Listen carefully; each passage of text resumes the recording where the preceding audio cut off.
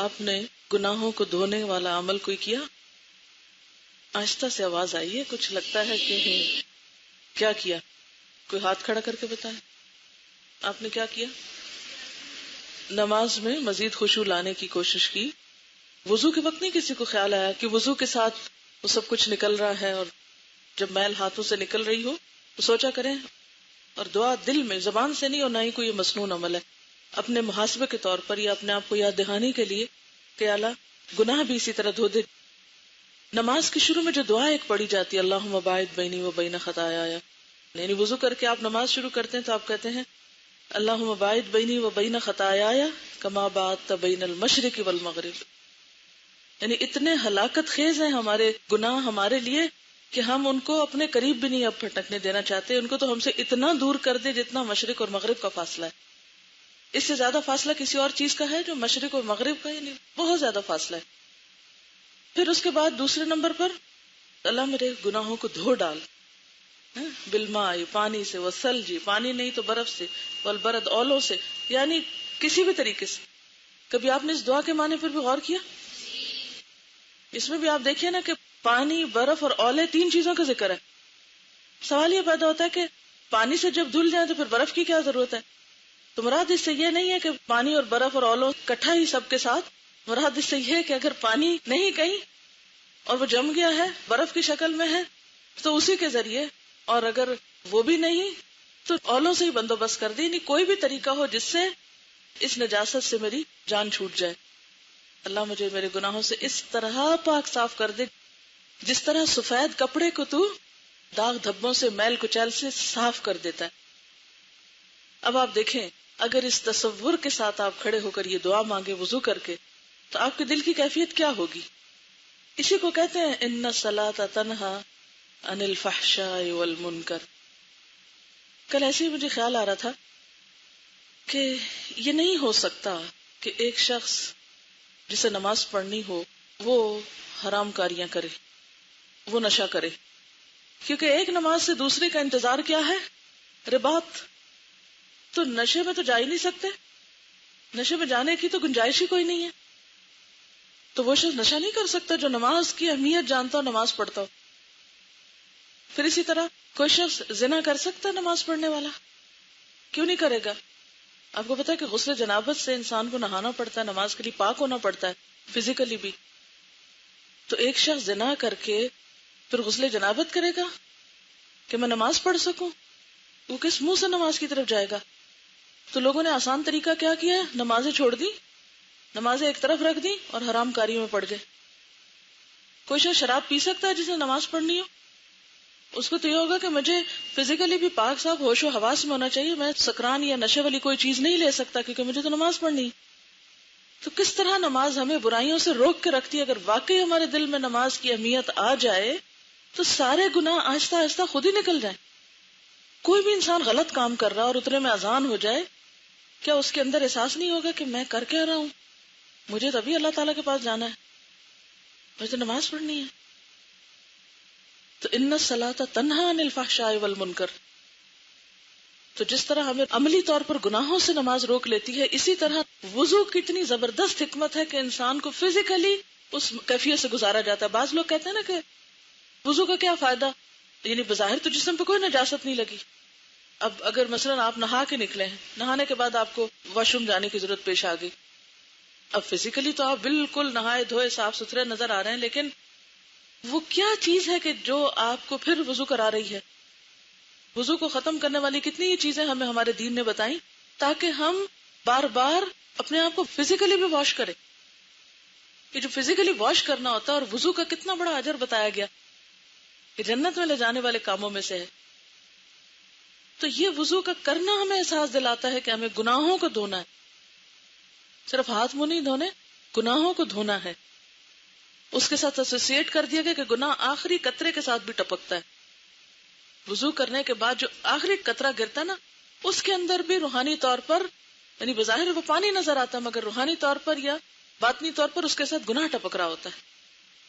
اور پھر جب ہم نماز کے لیے کھڑے ہوتے ہیں تو اتنی خوبصورت ہمیں دعا سکھائی گئی کہ جو اگر واقعی ہم ذرا سا غور کر کے پڑھ لیں تو یوں لگتا ہے جیسے ایک سفید چادر سامنے آ گئی. میرے امیجنیشن میں تو اسی طرح آتا ہے کہ جیسے ایک دھلی دھلائی سفید چادر آ گئی ہے، یہی اب میرے دل کی کیفیت ہے یا میری حالت ہے. تو اس سے انسان ایک دم بہت سے بوجھوں سے آزاد ہو جاتا ہے اور پھر اطمینان اور سکون کے ساتھ اگلا کام کرتا ہے. اور وہ جو دل میں ایک ٹھنڈک، کیونکہ آپ صلی اللہ علیہ وسلم نے نماز کو کیا کہا ہے، جو الت قرۃ عینی فی الصلاۃ، میری آنکھوں کی ٹھنڈک نماز میں رکھ دی گئی ہے. یعنی میں نماز پڑھتا ہوں تو اس وقت بھی اور نماز پڑھنے کے بعد بھی وہ جو ایک دل کی کیفیت ہے اور وہ جو ایک سکون ہے اور وہ جو ایک خوشی ہے اور وہ ایک جو بوجھ سے آزاد ہونا ہے، وہ کیفیت انسان کو دنیا اور دین دونوں کاموں میں آگے بڑھاتی.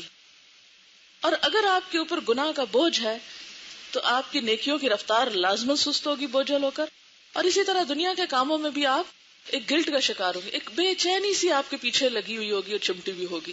اس لیے یہ ہمارے فائدے میں ہے کہ ہم نماز کی پابندی کرتے ہوئے شعور کے ساتھ یہ سارے افعال کریں کہ جس سے ہم واقعی بوجھ سے آزاد ہو جائیں اور ہمارے گناہ ساتھ ساتھ دھلتے جائیں. دنیا میں کوئی ایسا طریقہ ایجاد نہیں ہو سکتا کہ جس سے آپ گناہوں سے بچ سکیں، کیونکہ ہم بہت کمزور لوگ ہیں. کوشش کے باوجود، محنت کے باوجود آپ نہیں بچ سکتے. یہ چمٹے میں ہمارے ساتھ. اب آپ دیکھیے کہ اگر آپ کچھ نہیں کر رہے تو کیا آپ ثواب کر رہے ہیں؟ یعنی مثلاً آپ کا میں کوئی گناہ نہیں کرتی، سب چھوڑ کے میں یہ بیٹھی ہوں. اللہ نے یہ آپ کو جسم و جان، روح، ایمان، یہ سب کچھ بیٹھنے کے لیے دیا. یہ جرم نہیں ہے سب کچھ رکھ کے پھر بیٹھ جائیں آپ؟ یہ بھی تو ایک گناہ ہے. تو اگر ہم کچھ بھی نہ کریں تو بھی ہمیں غلط کام کر رہے ہیں، اور اب کچھ کرتے ہیں تو بھی غلطی ہوتی ہے. چلتے ہیں تو پھسلتے ہیں، ٹھوکریں لگتی ہیں. دونوں حال تو چین کہیں نہیں ہے. میں بہت اس بات پہ سوچتی یا اللہ وہ کون سی جگہ ہو، وہ کیا طریقہ ہو کہ میں اس مشکل سے نکل آؤں. ابھی تک مجھے تو کوئی طریقہ نہیں ملا. جو بھی کام کرتے ہیں وہیں کچھ نہ کچھ گڑبڑ ہو جاتی. پھر حل کیا ہے؟ حل یہی ہے کہ ہم پھر ساتھ ساتھ اینٹی ڈوٹ لیتے رہیں. یعنی ادھر سے غلطی ہوئی اور ادھر سے صفائی، ادھر سے گندگی پڑی ادھر سے دھلائی. یہ ہے حل. تو اس لیے ضروری ہے کہ آپ یہ کتاب اچھے سے پڑھ لیں، گناہوں کو دھونے والے اعمال. چلیے آج ایک اور حدیث آپ کو سناتی ہوں. میں پیج آپ کو بتاتی ہوں کیونکہ ساری کتاب تو میں آپ کو پڑھا نہیں سکتی کیونکہ ٹائم کم ہے، لہذا کچھ چیزیں آپ خود پڑھیں گے اور کچھ میں آپ کو پڑھا دیتی ہوں. اس میں ایک تو 27 پیج پر سمع اللہ لمن حمدہ کا جواب دینے والا. جب امام رکوع سے اپنا سر اٹھاتے وقت سمع اللہ لمن حمدہ کہے تو اس کے جواب میں ربنا لک الحمد یا ولک الحمد دونوں طرح آتا ہے، یہ کہنا چاہیے. اب اگر آپ تنہا نماز پڑھ رہے ہیں تو بھی خود بھی ادا کریں گے، ٹھیک ہے. اس کا کیا فائدہ ہے؟ صحیح بخاری کی روایت ہے. اچھا مزے کی بات یہ کہ اس کتاب میں جو بھی روایات آئی ہیں وہ بہت اعلیٰ درجے کی، یعنی اس میں کوئی شک والی بات نہیں ہے، تو تسلی سے آپ عمل کر سکتے ہیں. حضرت ابو ہریرہ رضی اللہ عنہ بیان کرتے ہیں ان رسول اللہ صلی اللہ علیہ وسلم قال اذا قال الامام سمع اللہ لمن حمدہ فقولوا اللہم ربنا لک الحمد فإنه من وافق قوله قول الملائکة غفر له ما تقدم من ذنبه. رسول اللہ صلی اللہ علیہ وسلم نے فرمایا جب امام سمع اللہ لمن حمدہ کہے تو تم اللہم ربنا لک الحمد کہو، اس لیے کہ جس کا یہ کہنا فرشتوں کے کہنے سے مل جائے اس کے اگلے گناہ بخش دیے جائیں گے. جب وہ اللہ کی تعریف کرتا ہے سمع اللہ لمن حمدہ تو فرشتے ساتھ کیا کہتے ہیں؟ ربنا ولک الحمد، یعنی اس کا جواب ہے ایک طرح سے. اب آپ خود بھی پڑھ رہے ہیں، فرشتے بھی پڑھ رہے ہیں. اگر یہ میچ کر گیا، اور کب میچ کرے گا؟ جب آپ منہ میں جلدی سے پڑھ دیں گے. اس کے لیے پھر طریقہ ہی میٹر کرتا ہے نا کہ آپ پڑھ کس طرح رہے اس کو. تو اس میں پھر پچھلے گناہ بخش دیے جائیں گے. تو نماز بذات خود بھی گناہوں کی بخشش کا ذریعہ ہے، اور اس میں مزید کچھ تسبیحات وغیرہ پڑھنا وہ بھی.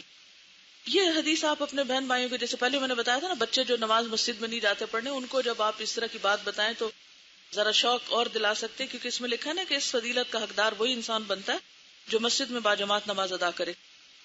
لیکن خواتین کے لیے پسندیدہ نماز ان کے گھر کی نماز ہے.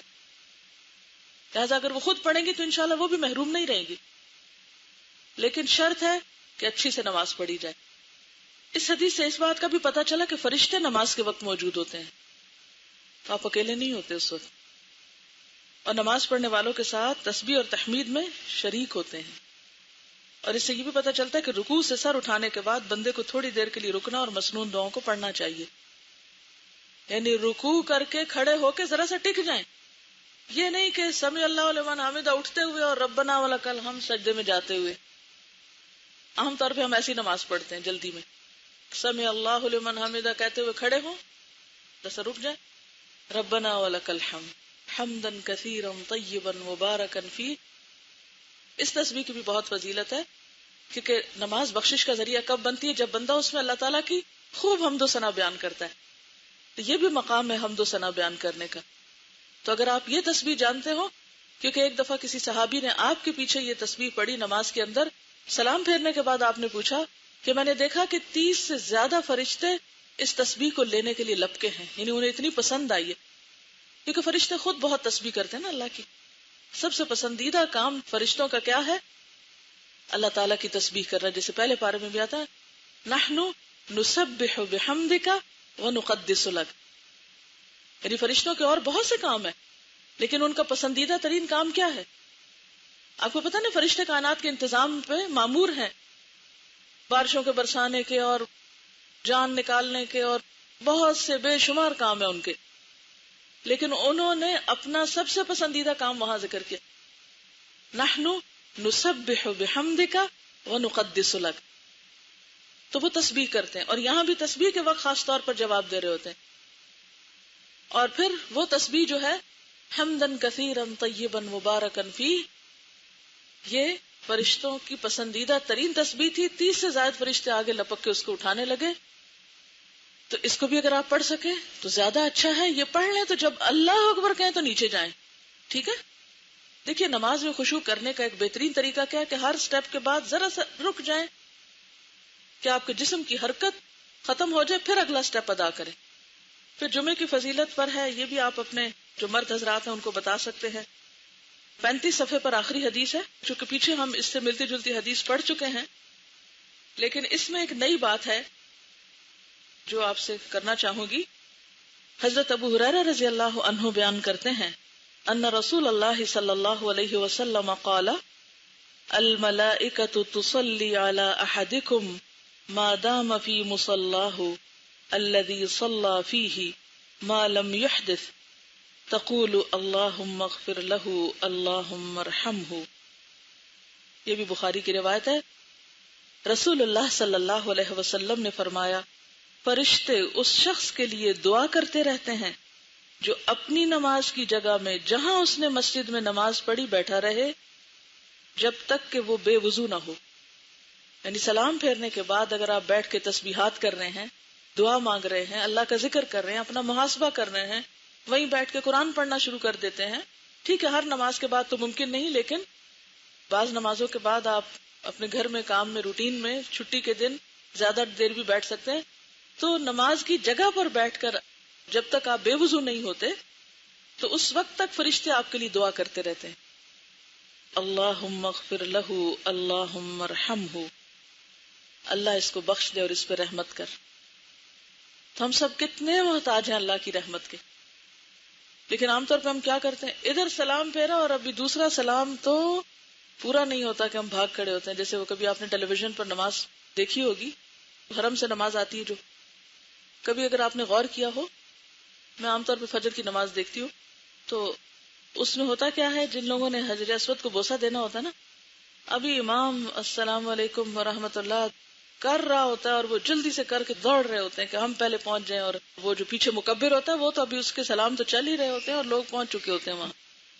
تو بعض اوقات ہمارا بھی حال یہی ہوتا ہے کہ ہم دنیا کی طرف اسی طرح ادھر سلام پھیرا نہیں اور ادھر دوڑ لگا دی، مصلی سے فوراً اٹھ کے ادھر ادھر کے کاموں میں مشغول ہو گئے۔ تو کوشش کیا کریں، الا یہ کہ آپ کے جسم میں کوئی تکلیف ہے، جیسے خواتین بزرگ ہو جاتی ہیں تو پھر بعض اوقات ان کا فرش پہ بیٹھنا بہت دوبر ہو جاتا ہے، اس لیے میں جوان بچیوں سے کہوں گی کہ اس وقت سے فائدہ اٹھا لیں، اس عمر کو پہنچنے سے پہلے کہ جس میں آپ کے لیے زمین پہ بیٹھنا دوبر ہو جائے۔ کتنی بہنیں ایسی ہیں خصوصاً خواتین میں نے یہ دیکھا ہے کہ ایک سرٹن ایج پہ پہنچ کے ان کے لیے فرش پہ بیٹھنا محال ہو جاتا ہے. ہڈیاں ایسے دکھنے لگتی ہیں، گھٹنوں کی ایسی تکلیفیں شروع ہو جاتی ہیں، جسم میں ایسی دردیں شروع ہو جاتی ہیں کہ بیچاری اس جگہ بیٹھ ہی نہیں سکتی، لا محالہ اٹھنا پڑتا ہے. اب ظاہر ہے کہ عمر کے ساتھ ساتھ یہ مواقع پھر کم ہوتے جاتے ہیں نا، نیکیوں کی دوڑ بھی سست ہو جاتی ہے، اس طرح نہیں ہو سکتی. کیونکہ اکثر بچوں کو جب کہا جاتا ہے نا کہ اس عمر میں اچھے کام کرو، کہتے ہیں لو آپ نے اپنی تو ساری زندگی اور کاموں میں گنوا دی، ہمیں کہتے ہیں ابھی سے کرو. میں کہتی ہوں کہ یہ کیا عجیب بات کر رہے ہیں یہ بچے، یہ شکر نہیں کرتے کہ انہیں جلدی پتا چل گیا. انہیں تو کہنا چاہیے شکر ہے آپ کو لیٹ پتا چلا اور ہمیں جلدی پتا چل گیا، ہم لکی ہیں. یہ کہنے کی بجائے الٹا کہتے ہیں کہ لو آپ نے تو اتنی زندگی گمراہی میں گزاری اور ہمیں آپ کہتے ہیں ابھی سے کرو. کہ نیکیوں میں جلدی کرنے کو آپ ایک عیب کا کام سمجھتے ہیں، اپنی شان کے خلاف سمجھتے ہیں. شکر کیوں نہیں کرتے کہ آپ خوش قسمت ہے پہلے پتہ چل گیا. اگر دنیا کی کسی چیز کا اگر ماں باپ کہنا کہ ہمارا بزنس تو وہ آفٹر 40 اتنا فلرش کیا تھا اور تم تو 20s میں یہ لے بیٹھے ہو، تو وہ آپ کہیں گے بہت لکی ہیں ہم کہ ہمیں 20s میں اتنا کچھ مل گیا جو ماں باپ نے 40s میں جا کے کمایا. دنیا کے لیے تو الٹے پیمانے ہیں ہمارے، لیکن دین کی بات ہو تو کہتے ہیں آپ تو 40 سال کے بعد یہ کر رہی تھی اور ہمیں کہتی ہیں 20 سال میں ہی کر لو. انتہائی ناسمجھی کی بات ہے، لیکن ظاہر ہے کہ ابھی ان کی ایج ایسی ہے کہ ان کو اتنی سمجھ نہیں آتی. مگر آپ طریقوں اور دلیلوں سے تھوڑا تھوڑا پیار سے، محبت سے، لاڈ سے سوچ بدل سکتے. اصل بات ہوتی ہے انسان کی سوچ بدلنا. اگر آپ اس میں کامیاب ہو جاتے ہیں تو پھر گھر والوں سے کچھ بھی کرانا مشکل نہیں ہوتا. ہم بعضوں کا چیزوں کو صرف ٹھوستے ہیں، یہ کرو یہ نہ کرو، یہ کرو یہ نہ کرو، پھر وہ اکتا جاتے ہیں ہم سے کہ یہ نہ نظر آئے ہمیں کہیں. تو اگر آپ ان کے ساتھ کنورسیشن کریں، ڈسکشن کریں، پوچھیں اور پھر آخر پہ جا کے ان کو فورس کریں تو وہ تو ٹھیک ہے. تو بہرحال بات یہ ہے کہ آپ لوگ اس ایج میں اگر ممکن ہو دن میں ایک نماز میں، ہفتے میں ایک دن اس عمل کو اپنی زندگی کا خاصہ بنا لیں کہ نماز کے بعد کچھ دیر مصلی پہ بیٹھ کے فرشتوں سے دعائیں لینی. اچھا اب آپ دیکھیں کہ ہم ہر وقت تلاش میں رہتے ہیں، کوئی نیک بندہ ہمیں ملے تو ہم اسے کہیں کہ تم ہمارے لیے دعا کرو. اس کو کہتے ہیں دعا کرو، اس کو کہتے ہیں، پھر اس سے وعدے لیتے ہیں اور اس کے اوپر بوجھ ڈالتے رہتے ہیں. اور اس بیچارے کے پاس اپنے لیے مانگنے کا بعض اوقات وقت نہیں ہوتا، دوسروں کے لیے کیا مانگے گا. اور ادھر فرشتے انتظار میں بیٹھے ہیں کہ تم ذرا خود مصلی پہ بیٹھو نا، ہم بھی تمہارے لیے دعا کرتے ہیں.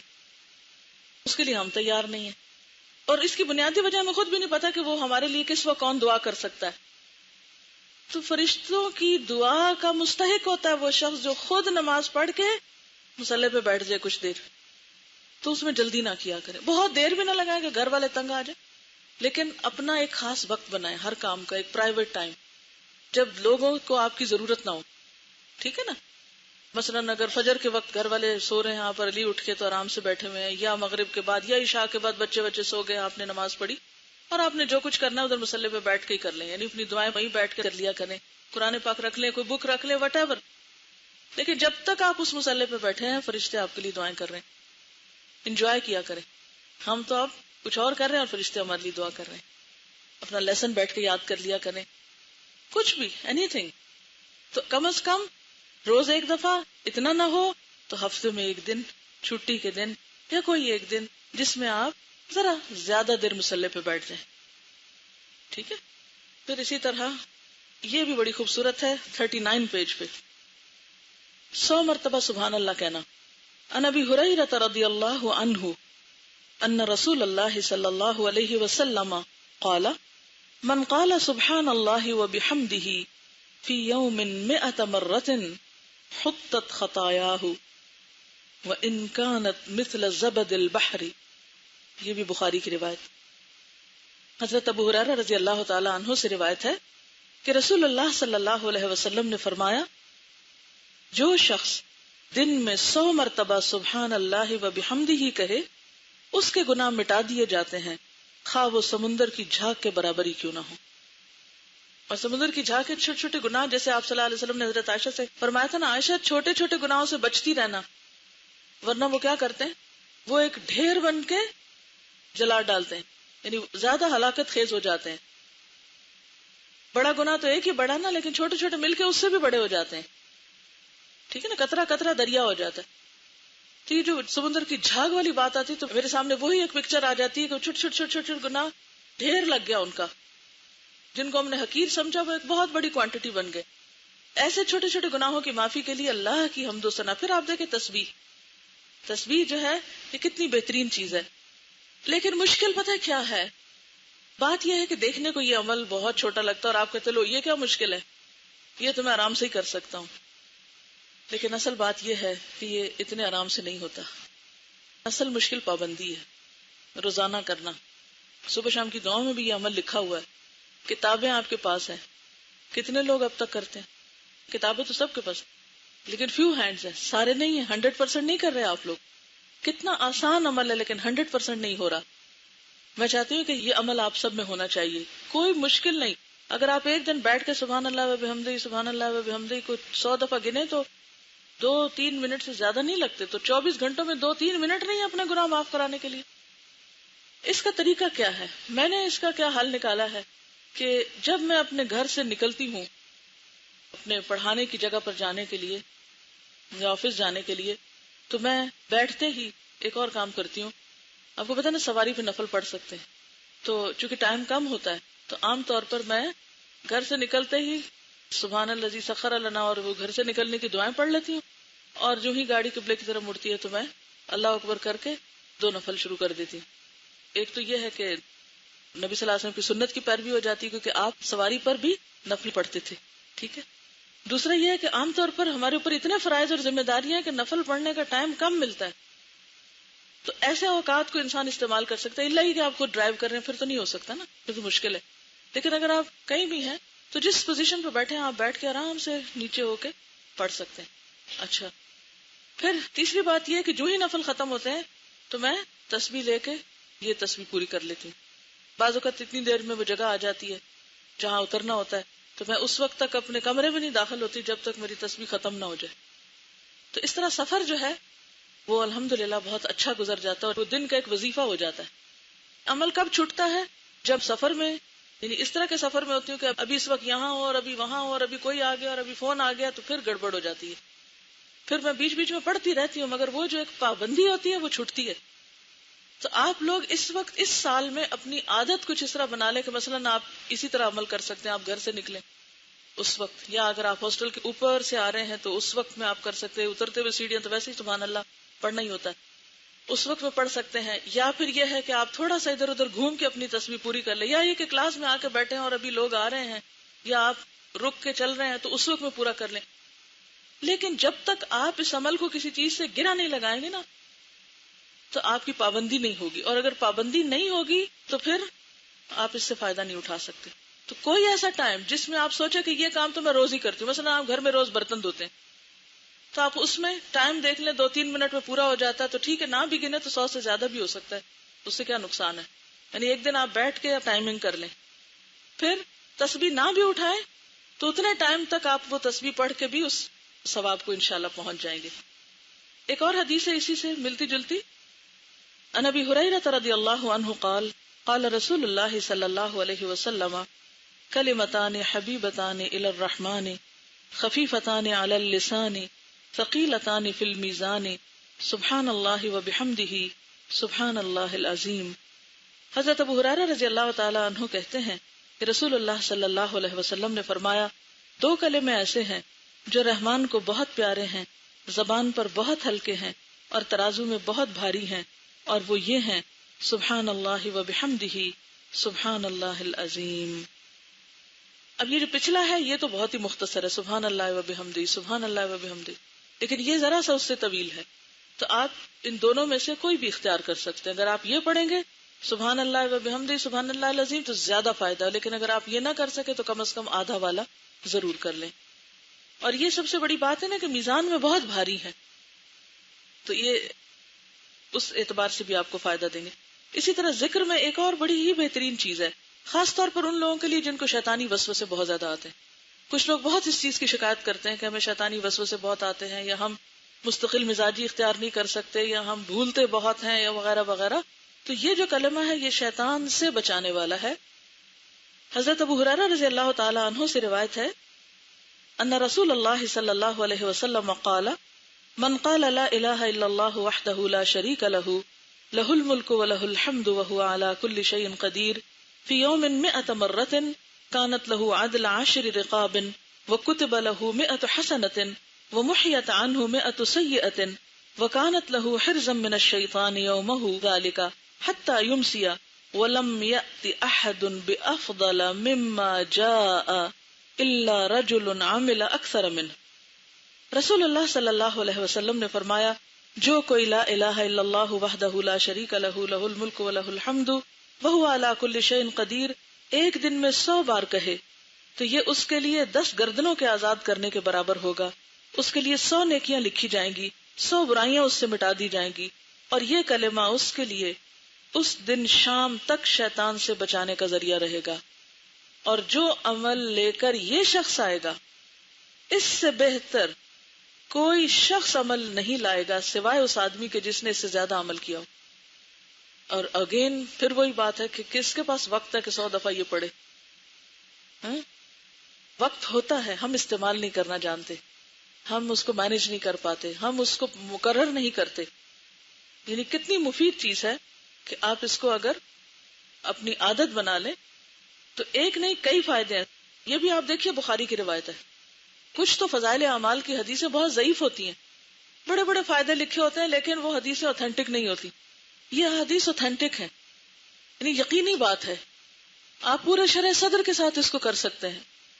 تو اس میں نمبر 1 10 غلام آزاد کرنے کا ثواب، نمبر 2 100 نیکیوں کا لکھا جانا، پھر نمبر 3 100 برائیوں کا مٹنا، اور نمبر 4 صبح سے شام تک شیطانی حملوں سے حفاظت۔ اور شیطان کی اکساہٹیں، وسوسے، اس کا بھلوانا، جو بھی کچھ شیطان دشمنی میں کرتا ہے، لوگوں کے درمیان فساد پھیلانا، ڈرانا، خوف دلانا۔ آپ کو پتا ہے کبھی آپ قرآن پاک کی روح سے دیکھیں کہ شیطان کیا کیا کرتا ہے؟ کوئی ایک اسائنمنٹ ان کو دے دیں کسی وقت، قرآن کو ذرا دوبارہ سے پڑھ کے دیکھیں کہ اس میں کیا کیا لکھا ہوا ہے۔ یعنی شیطان کیا کیا کرتا ہے؟ الشیطان یعدکم الفقر ویأمرکم بالفحشاء، انسانی الشیطان بھلواتا ہے، پھر اسی طرح ینزغ بینکم فساد ڈلواتا ہے، یعنی اور بھی اس کے بہت سے کام ہیں۔ شاید شیطان کے ہتھ کنڈوں میں کچھ چیزوں کا ذکر بھی ہو، مجھے نہیں اب یاد کیونکہ 5 سال ہو گئے اس لیکچر کو۔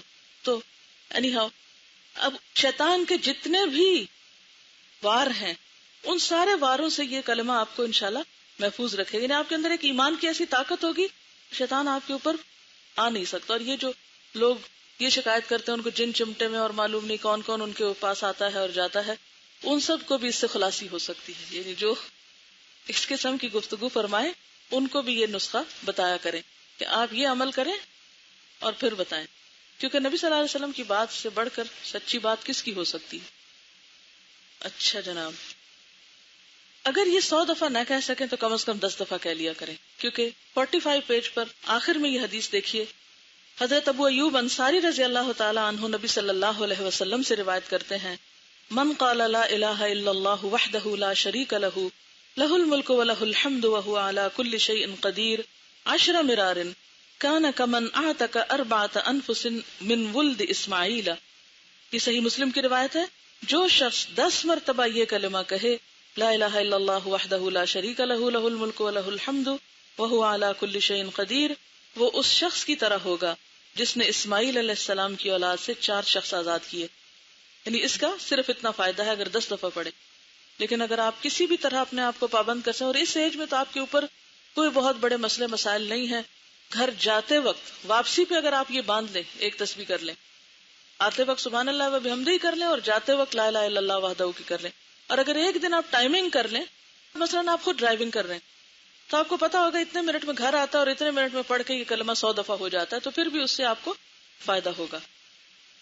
اسی طرح نماز کے بعد جو تسبیحات پڑھی جاتی ہیں اس میں 33 مرتبہ سبحان اللہ، 33 مرتبہ الحمدللہ، 33 مرتبہ اللہ اکبر کہنا، اور 100 کی تعداد پوری کرنے کے لیے لا الہ الا اللہ وحدہ لا شریک لہ لہ الملک ولہ الحمد وہو علی کل شیء قدیر پڑھنا، اس کی ساری خطائیں معاف کر دی جائیں گی، اگرچہ وہ سمندر کی جھاگ کے برابر ہی کیوں نہ۔ اب آپ دیکھیں کتنی آپشنز آپ کو دی جا رہی، آپ ایک کام کر لیں، وہ نہیں کر سکے دوسرا کر لیں، وہ نہیں کر سکے تیسرا کر لیں، لیکن کچھ نہ کچھ تو کریں۔ خوش قسمت ہے وہ جن کو یہ سب کرنے کی توفیق ہو جائے، کیونکہ یہ توفیق کی بات ہے، مشکل نہیں ہے، بہت ٹائم نہیں لگتا، ٹائم مینج کرنا خود سیکھیں، کیونکہ ذکر جو ہے وہ الذین یذکرون اللہ قیاما وقعودا وعلی جنوبہم، تینوں حالتوں میں کیا جا سکتا ہے، کھڑے بھی، بیٹھے بھی، لیٹے بھی۔ آپ کام کر رہے ہیں، آپ کچھ بنا رہے ہیں، صفائی کر رہے ہیں، کچھ بھی کرتے ہوئے آپ ذکر کر سکتے ہیں، صرف یہ ہے کہ آپ کو باندھنے کی اور پابندی کی ضرورت ہے۔ اور اس میں بھی میں نے خود دیکھا تھا 1.5 منٹ لگتا ہے یہ تسبیحات پڑھنے میں، اور ثواب کتنا زیادہ ہے. اور ایک اور بات یہ کہ آپ نے دیکھا ہوگا کہ نماز پڑھ کے جیسے آپ تھوڑا سا تھک جاتے ہیں نا، تو بیٹھ کے جب تسبیح کرتے ہیں تو آپ اس سے ایک طرح سے آرام بھی تھوڑا سا کر لیتے ہیں. یعنی نماز کے بعد فرض نماز آپ نے اچھی سی پڑھی اور پڑھنے کے بعد آپ تھوڑا سا فیل کرتے ہیں جیسے آپ you feel tired little bit, یعنی فزیکلی، تو آپ یہ تسبیح پڑھ لیں تو پھر دعا کر لیں، تو اس سے آپ کو اور زیادہ اطمینان اور سکون نصیب ہوگا. اور اسی سے ملتی جلتی حدیثیں جو ہیں یہ مزید بھی موجود ہیں، یہ آپ کے خود پڑھنے کے لیے میں نے چھوڑ دی ہیں. اور اس میں خاص طور پر رات کے وقت سوتے وقت اگر یہ تسبیحات پڑھی جائیں، خصوصاً تھکاوٹ کے بعد، آپ بہت تھک گئے ہیں، آپ کو نیند نہیں آ رہی، آپ تسبیح پڑھنا شروع کریں، پوری ہونے سے پہلے ہی سو جائیں گے. میں نے اکثر ہی تجربہ کیا، ایسا سکون آتا ہے کہ پتہ نہیں چلتا کتنی پڑھی گئی اور کتنی نہیں. حضرت فاطمہ سے متعلق یہ حدیث ہے، ان کو تسبیحات فاطمہ بھی اسی وجہ سے کہا جاتا ہے. حضرت فاطمہ رضی اللہ تعالی عنہا نے یہ شکوہ کیا کہ چکی پیسنے سے ان کے ہاتھ پر نشان پڑ گیا ہے، اور وہ نبی صلی اللہ علیہ وسلم کے پاس ایک لونڈی مانگنے کے لیے آئیں. اتفاق سے نبی صلی اللہ علیہ وسلم نہ ملے تو انہوں نے حضرت عائشہ سے اپنے آنے کا مقصد بیان کیا اور چلی گئی. جب نبی صلی اللہ علیہ وسلم تشریف لائے تو حضرت عائشہ نے آپ سے حضرت فاطمہ کے آنے کا ذکر کیا. حضرت علی رضی اللہ تعالیٰ عنہ بیان کرتے ہیں کہ نبی صلی اللہ علیہ وسلم ہمارے پاس اس وقت تشریف لائے جب ہم اپنے بستروں پر سونے کے لیے جا چکے تھے. میں نے آپ کو دیکھ کر اٹھنا چاہا لیکن آپ نے فرمایا اٹھو نہیں، اپنی جگہ رہو. آپ تشریف لا کر ہم دونوں کے بیچ میں بیٹھ گئے. میں نے آپ کے پاؤں کی ٹھنڈک اپنے سینے میں محسوس کی. آپ نے فرمایا میں تم دونوں کو ایسی ترکیب نہ بتاؤں جو تمہارے لیے ایک خدمتگار سے بڑھ کر ہو.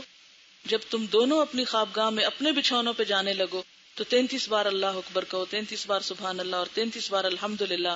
یہ عمل تمہارے لیے ایک خدمتگار سے بڑھ کر ہوگا. یعنی کوئی خدمتگار تمہیں دبائے بیٹھ کے تو اس سے بہتر ہے کہ تم یہ تسبیحات پڑھ کر سو جاؤ. اچھا، اس میں 2-3 اور باتیں بھی پتہ چل رہی ہیں. نمبر 1 حضرت فاطمہ رضی اللہ تعالی عنہا کا اپنے ہاتھوں سے کام کرنا. نمبر 2 آپ صلی اللہ علیہ وسلم کے پاس جا کر والدین سے کسی چیز کی ڈیمانڈ کرنا. یعنی والدین سے سوال میں نہیں آتا، یعنی کسی اور سے جیسے آپ سوال کرتے تو معیوب ہے نا، لیکن والدین کے پاس جا کر اپنی حاجت آپ رکھ سکتے ہیں، پیغام بھی بھیج سکتے ہیں کہ مجھے اس چیز کی ضرورت ہے. اب بھی ہمارے یہاں بیٹیاں عام طور پر کچھ مشکل آتی ہے تو پیرنٹس کے پاس ہی جاتی ہے، تو اس کا بھی جواز ہے یہاں، کیونکہ آپ نے یہ نہیں کہا کیوں آئی تھی اور کیوں پوچھا اور یہ منع ہے، نہیں، یہ شدت نہیں ہے، بلکہ آپ صلی اللہ علیہ وسلم نے اس کا حل سوچا.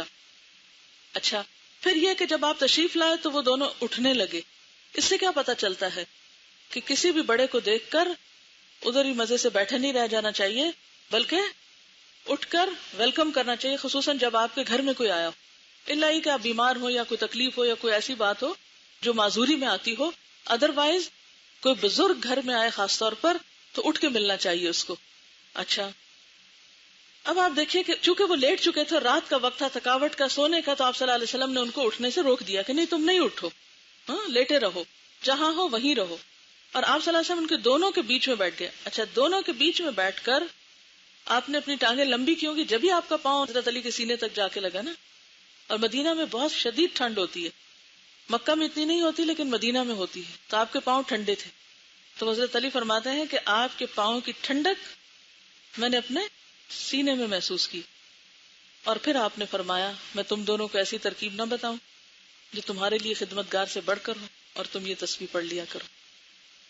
اس سے یہ پتا چلتا ہے کہ ذکر الہی ہماری جسمانی تھکاوٹ کا بھی علاج ہے، ثواب کا ثواب اور سکون کا سکون. اور آپ فرمائیے. بالکل، یہ کہتے ہیں کہ جب ہم یہاں کورس کرتے ہیں تو لوگ ہم سے پوچھتے ہیں کوئی اچھی سی بات بتائیں، تو اچھی باتوں میں یہ ایک نسخہ کوئی آپ ان کو بتا سکتے ہیں. ان سے پوچھ لیا کریں آپ کام کر کے تھک تو نہیں جاتے، یا بیکار رہ کے تھک تو نہیں جاتے. کہ کچھ لوگ کام کر کے تھکتے ہیں اور کچھ بیکار رہ کے بھی تھکتے ہیں. جو لوگ وظیفے پوچھتے ہیں، اوتھینٹک مصنون بہترین وظیفے ہیں،